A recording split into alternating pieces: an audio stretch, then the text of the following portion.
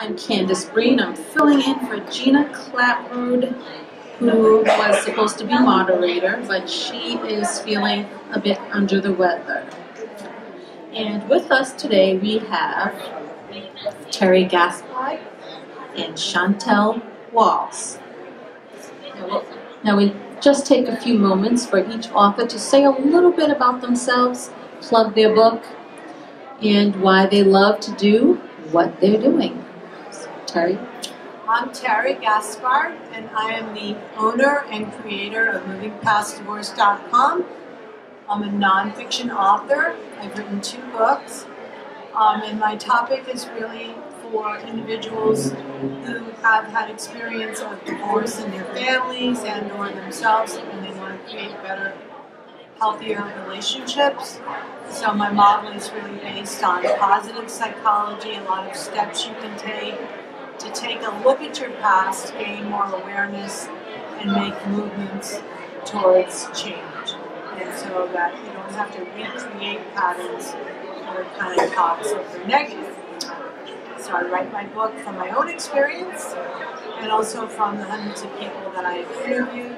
My book is available on my website, movingpastdivorce.com, and also on Amazon and Barnes & Noble, as will my second book you can pre-order. It's called The Remarriage Manual, and it's for remarried couples who are trying to blend distinct worlds, blend kids, deal with money, baggage from the past, those kinds of things. And you can also find me on Huffington Post, Good Men Project, and many other websites, plus Twitter and Facebook. Thanks. Thank you so much, Terry.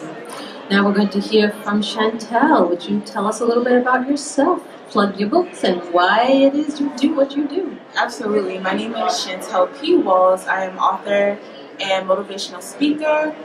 And my book, this is my first book, The Perfect Image of an Imperfect World. And it's really, I love to talk about finding a purpose in life, who you are, what you like to do, having a vision, why it's important to have a vision, being able to just inspire and give. You know, we go through life each and every day just sometimes wondering, sometimes thinking, and there's so much more to life than just what's on the surface. And I write about my life experiences, what I've seen growing up. I also work in human services. I worked as a social worker in foster care. I am currently a supervisor as well. So a lot of what I write about and a lot of what I talk about come from not only my experiences as growing up and as a young adult, but also through the lives of the individuals I work with, what I've seen. And that really inspires me to do what I do. And I love talking to populations I love talking to each and every population and just, you know, learning who you are, self-care, all these things, why it's important. The things we overlook, it's the little things we overlook, and it's those things that we should take a deeper look into. So I do have copies on hand. You can find my book on Amazon and Barnes & Noble. I'm also on Facebook, Instagram, not Twitter, but Facebook and Instagram. I do have my own writing page as well, where I write short messages and things of that nature. I'm also working on a second manuscript, and I'm a songwriter as well. Wonderful. Thank you for sharing. Just a reminder to our audience that we will leave a few minutes at the end of our panel discussion so you can ask questions to the authors. And I neglected to introduce myself again in my books, Candice Nadine Breen. I am a former Providence public school teacher. I taught English for 11 years. I am currently a speaker, a spokesperson, an author, an artist, and a mystic. And I have a very busy life as a mom. I currently have 5 books out. They are young adult books, nonfiction, and children's books. There's information up here. It's also available on Amazon, and you can find any information about me and my books by visiting CandiceNadineBreen.com. It's CandiceNadineBreen.com. Now we're going to begin our discussion. Let's start with you, Terry. When did you realize that you wanted to be a writer? I decided I wanted to be a writer when I was very young, probably at about the age of 9. But, being a kid and going through school, I had many other interests. So first I got into human services and social work and then became trained as a therapist and then began writing articles. And it wasn't until I was older, in my early 40s, that I decided, you know what, I think I have enough information and interest to write my first book. Thank you. How about you, Chantel? When did you decide you wanted to become a writer? I love this question because it's always interesting.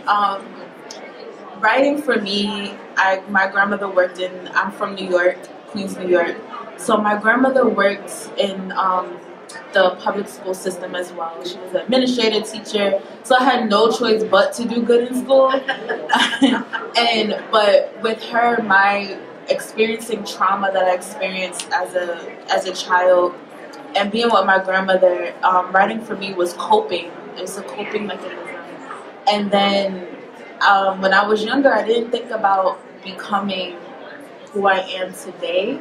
I think that kind of more develops through college. I went to Johnson & Wales University, and I always had a love-hate relationship with writing because it has so much emotionally attached to it. But as I grew into myself as a young woman and grew into the person I'm becoming, I have become, I was like, I can write a book. I can do this. And it kind of just, it took itself from there. I kind of let the process happen naturally, and that's just what needed to happen. So it probably wasn't until like my early 20s, my mid 20s, that I was like, oh yeah.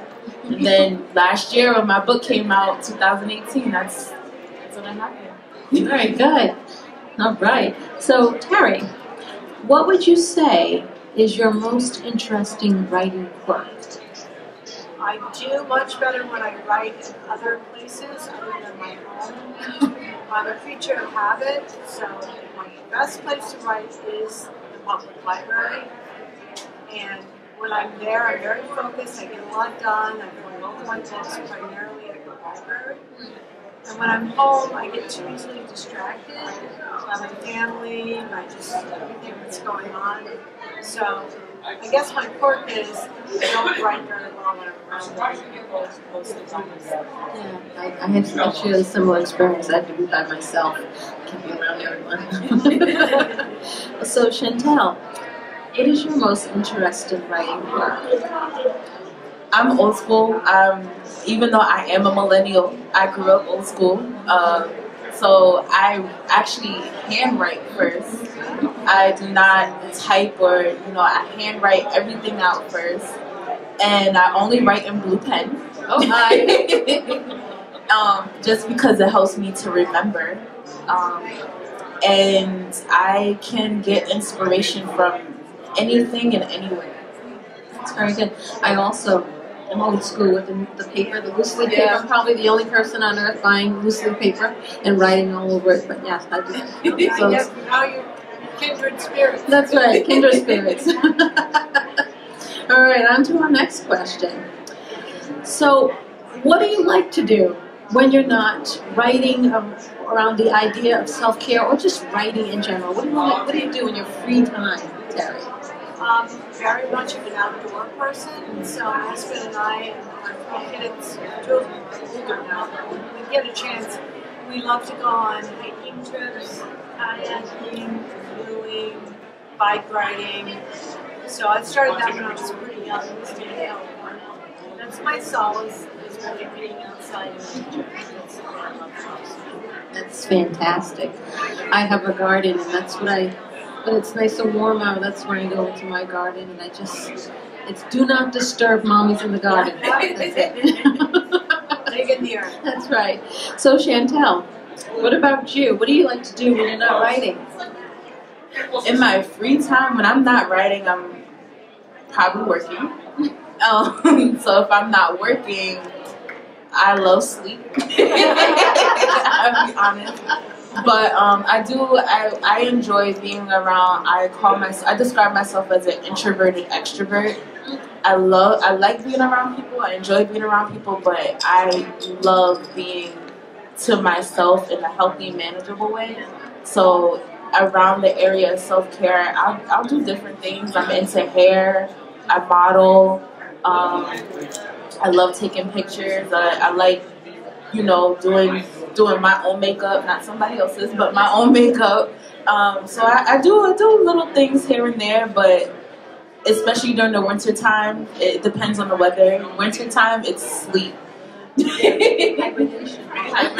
Yes. And when it's cold, I do hibernate. It's good. You can store all those ideas so you can write in the spring. All right, on to our next question. So, you know, we learn a lot of things about ourselves when we're writing. So what is the most surprising thing you've learned about yourself in your writing process? Well, my first book, Daughters of Divorce, is how people can create a new kind of life for themselves. It's not necessarily based on their past and their parents' relationship. And when I started writing my book and interviewing hundreds of women, I realized I had done just that. Without awareness and knowledge, I had married someone that wasn't a good match for me. I love the outdoors. He did not, for instance. His way of parenting was very different than mine. Our backgrounds were complete opposites. So one of my mottos that I write about is opposites might attract, but they don't necessarily live well together. So that was true of my parents as well. And so as I was interviewing hundreds of women, I said, oh my God, that is my story too. So after taking a break after my divorce, which happened prior to writing a book, I ended up marrying someone who I had a lot in common. We're not twins, we're not identical, but we're more compatible. So I saw a lot of myself in the Isn't that interesting? It's like the phrase history. If you don't learn history, you know, Exactly. repeat yourself. So, and I found that too. And I would try to examine, you know, using my own memoir. I would try to examine what my parents did, so I wouldn't make the same mistake. Exactly. And I think that talking about these things that are painful, you know, they may be painful initially, but it helps you to not repeat the cycle, to put an end to the cycle. And I think that's why the self-help is so crucial to society. I'm on my soapbox now. Gain more insight and then hopefully do something about it. That's right. Gain more insight and do something about it, not just sit there. I agree with you. Very good. Chantel, what have you learned about yourself when you write? It's interesting we're talking about this because what we're talking about are generational cycles, generational curses, generational sins. And through my first book, I learned a lot about myself and how to deal with loss and how to deal with depression and how to deal with anxiety. I learned a lot about that. And then through my second manuscript, I learned an acronym which is called RIP, which, you know, we think of rest in peace, we think of death, but really in order to live a new life, you have to die to some things. So that's what we're talking about. You have to die to yourself. You have to die to, you have to leave some things buried, not buried, but you have to leave some of those old things behind to experience something new. So, instead of using RIP as rest in peace, I used it as relationship, identity, and purpose. Let's examine these relationships. You know, you talk about failed relationships. Well, it's not just always the other person. What is it about yourself? It takes a lot of courage to look at yourself in the mirror and say, yo, I'm not the best person. And I think we misunderstand that because we always point the finger. Your identity, who are you outside of a mother? Who are you outside of a title? You know, these are all things we're connected to, but who are you outside of those other things? Who are you to yourself? I think is really important. And your purpose, as I talk about, is so important. What do you, outside of those titles, what else do you love to do? And you can always experience that and find that for me, it's through writing. For other people, it can be other things like activities, kayaking, as you said, outdoors. Everybody's different, but it's through that process, through learning my relationships, learning my identity, learning my purpose, to and leave and dive into some things to be able to create this new version of myself. And that it's in writing all of this. This is why writing is so good. In writing this, you're actually taking the time to think about things, to take it apart, and see what your role is in whatever happened. Because it's not, as you said, Chantel, it's not always the other person's fault. Part of self-help is helping yourself to see what you have done or what your responsibility is in whatever relationship or activity there is. You can't really change another person. No, you can't change another person at all. And that's our biggest mistake, because we think we can change someone else. Yeah. we think we can change, and it's like, a person has to want to be able to change. That's right. And you have to say to yourself, specifically if we're talking about in anything in general, but if we're talking about relationally, you have to say to yourself, what am I willing to put up with, and what am I not willing to put up with? Just like with your kids, right? With your kids, you're not gonna put up with certain things with your children. So why put up with certain things relationally? It doesn't have to just be marriage, or it could be friendships. It could be, there are so many different other relationships. But at what point are you gonna say, you know what, I need to walk away from this because it's too toxic to myself? What is it? I need to walk away to something, whether it's something, someone. Again, you have to die to some things to live a new life. Exactly. Not be afraid to be alone. That's love yourself. Love yourself before someone else can. That could be a lot of peace. That's what I say. Loving. That's one of the things I said in a podcast I did was love yourself before someone else can ever love you, because you can't teach someone how to love you if you don't love you. Right. Don't rely upon someone else to make you feel beautiful or happy. You have to be that way before it happens, and then the right person will come that compliments. That's the word I was looking for. Compliments. But even if you are in a relationship or anything like that, you have to be able to have room to become another version of yourself, and the other person, because we're not going to stay the same forever, and the other person as well. It's vice versa. You have to give each other room to find, yourself. Even as a mother, sometimes you gotta say to your kids, all right, listen, 20 minutes a day, just give me space. Right. So everyone needs that time to themselves to be them. Okay, be them. Be out of that role. That's why you hear like mom's night out or this or date night with husband and wife or whomever, because they need that time away from their normal role to be that other person that they are minus the title. And that's what's very important. Yeah, it's very important to growing as a person. We undermine self-care so much. Oh, so much. We think give, and then we forget about ourselves, and then we end up sick or whatever, burning out or being negative and all of that. Resentful. On to our next topic here. Do you hear from your readers? What are some of the things that have stuck in your mind when you've heard something from your reader, Terry? My readers often will say things like, "Oh my God, that story that I read in your book really reminded me of myself. I thought I was the only one that felt that way. I now know that I'm not alone." It gives me a sense of hope that I can have healing and work through those issues, because as Chantel was talking about the generational cycle, a lot of people really feel that they are trapped, they are stuck.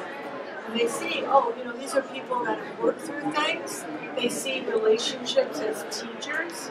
That's one of my favorite messages out there, is you can learn so much about ourselves. So that's typically the kind of comment that I would get, is I learned so much from listening to the stories of other people, because my book is full of stories of people I interviewed, and they can usually relate to one or more of them. And that's good. Those real life situations of what people can relate to. It's not something that's just made up. Yeah. Chantel, what about you? I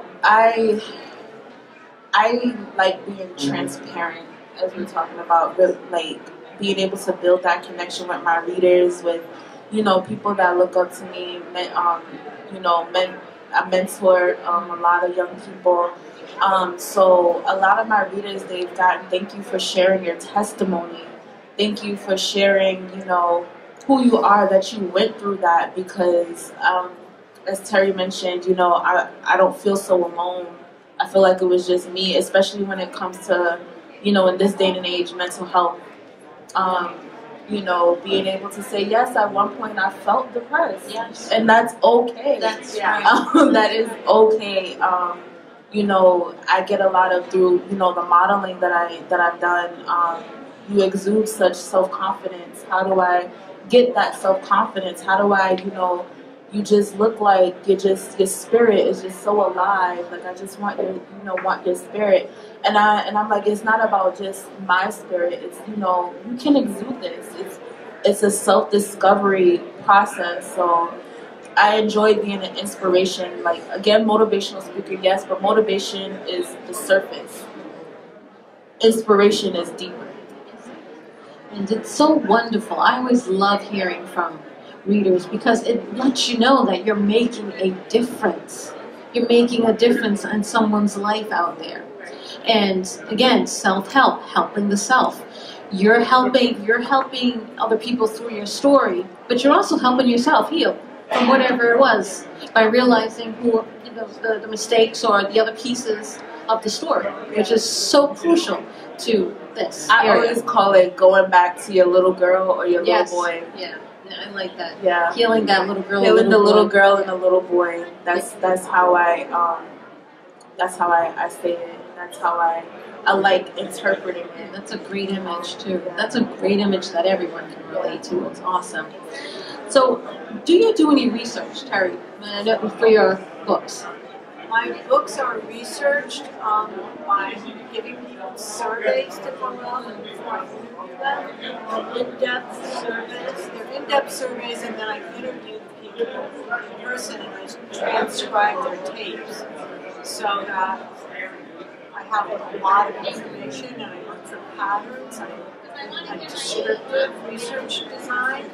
So the research in this book was actually compiled years and years and years of research at the school where I teach, the college. It's Bristol Community College in Fall River, and it was approved by their board of directors and all that. So it is highly scientific. That's excellent, and that's a lot of work. Yeah. I was very tired and needed a lot of self-care after that. See, we writers do more than just sit down and write. There's actually other stuff involved. Yeah. Chantel, do you do any research for your book? I'm a born researcher. There you go. As we're talking research statistically, I do not. But if we're talking research as in different topics across self-help, self-care, I do. I listen to a lot of pastors.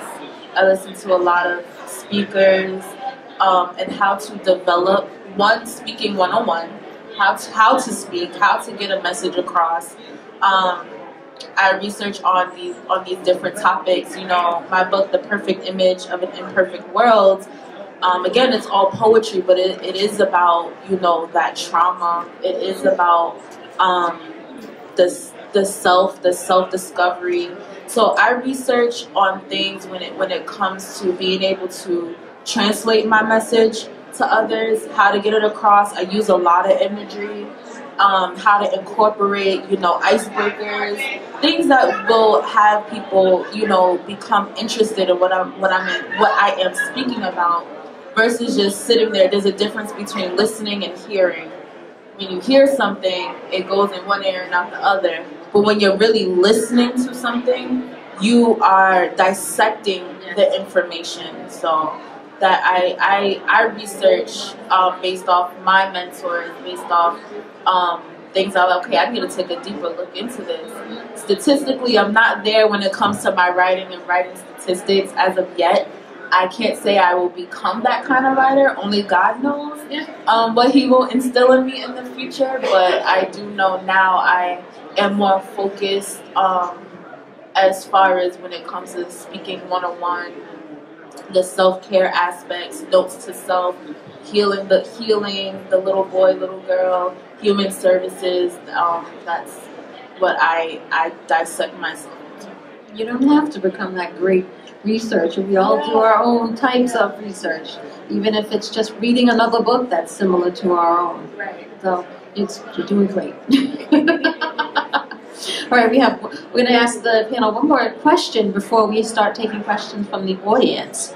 So, for our last question here, what does literary success look like to you, Terry? Well, I'd like to know that people are reading my blogs and my book.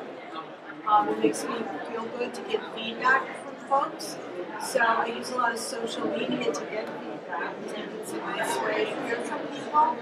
So when I hear from either people I've interviewed or people that are reading my blogs and reading my books, it gives me encouragement. It makes me feel motivated to continue to write. And I like to have dialogues with them. So I love to share, I love to interact. My agent, I have a literary agent, and she said, how is it that you post so many things on Facebook, Twitter? And I said, well, I enjoy it because it's interactive.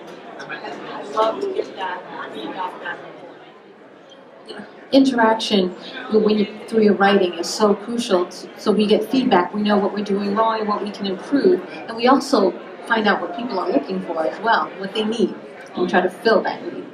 Thank you for sharing, Terry. Chantel, what about you?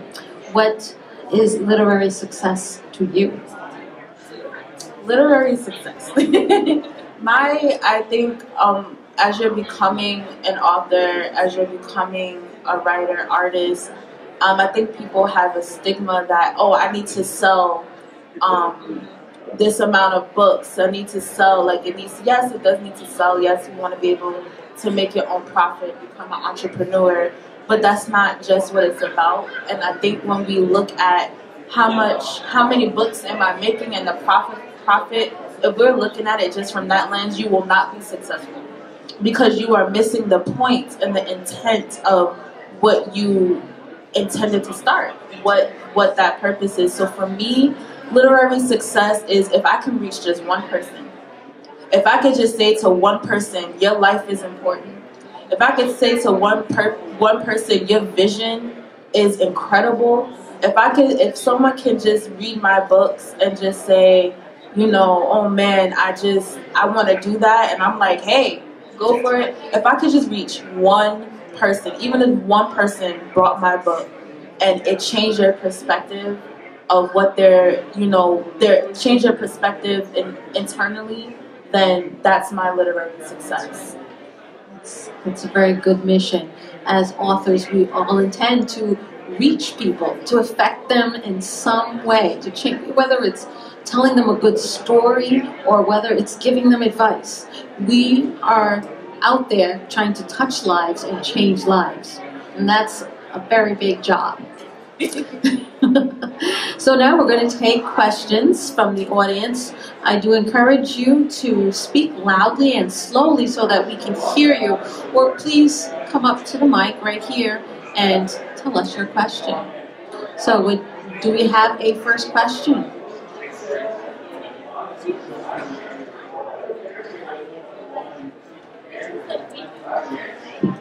Well, I want to say I didn't know what I was going to find on the other side of this curtain. Surprise! It is a pleasant surprise. I just came out of work and I'm like, I got to stop by the expo. And it couldn't have been better. My question for both panelists is, I hear a lot about healing and dealing and self-care, and as a man, that isn't, I'm like, we want to resist that. But my question is, do you find a different process if you use pen and paper by yourself, connect with a pen and paper, versus stuck on the digital format of writing? Is it less personal? Is it less filtering? I find there's a difference in just sitting there with notebooks or making lines or just side margins, but you can't have that in the digital. Thank you for your question. Chantel, you want to start with that? I will. It depends on you, what you're comfortable with, what you would like. For me personally, if you're kind of just starting out and kind of getting the feel of it, pen and paper, I would say, is the best way. I know, like you said, we're in the digital age now and everything's computerized, but here's the thing with pen and paper, you can always keep it.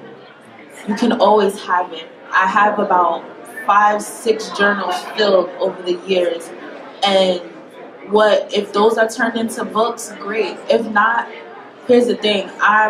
We've talked about generation. The next generation that comes from me, I'm not just doing this for myself. I'm breaking the generations of, the generational curses and sins of my ancestors. But now, like, I'm creating legacy.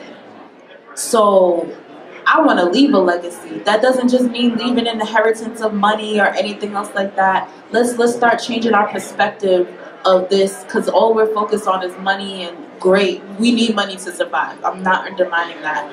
But when I think about creating my legacy, I want my kids, my grandkids, my great-great-grandchildren, when I'm long gone, I want them to look at the things that I have written and say, wow, even though she's not here, or even though I never got to meet her, I feel like I know her through her words right here on pen and paper. I feel like you can always keep it. It can always be translated. Technology, you just never know. You just never know. So, for me, it's old school pen and paper. I want to be able to keep it in a chest somewhere in the attic or something, and just have that legacy. There's some things that your children may not. You can find anything online now. Let me get that straight. Your kids know things that we didn't even know. Kids are finding out so many things, but my biggest thing, I want my children to find out things from me. I want them to come to me and feel comfortable asking questions. So if there's a question that I didn't get to answer during their lifetime or something like that, I want them to go back to what I actually wrote. But if first starting out, I would say pen and paper. Not saying to get away from the digital age. I mean, I use my phone sometimes to write down my little notes or a line, a poetry, a poem or something like that. But I always find myself going back to my diary, my journal, or something like that. And I would say, as a male, I love your question. Thank you for being so transparent and open, because I think as females, it's where we have that natural nurturing side. So that's kind of a part of us. But for males growing up, I think it's kind of, you kind of have to hide that nurturing side. And as you get older, you have to be a man. You're taught to be a man. You're taught men can't cry. Men can't have emotions. We can break all of that. Men need to have emotions. It's okay. Thank you, Chantel. Thank you so much. Terry, do you have anything to add? Well, I would say that it depends a lot on your purpose and what you're writing for and about. I am a journalist by nature. I studied journalism, and I do have a journal that I write in. So I agree with Chantel. I think writing things down, on a piece of paper with a pen. I still have my journals from when I was young.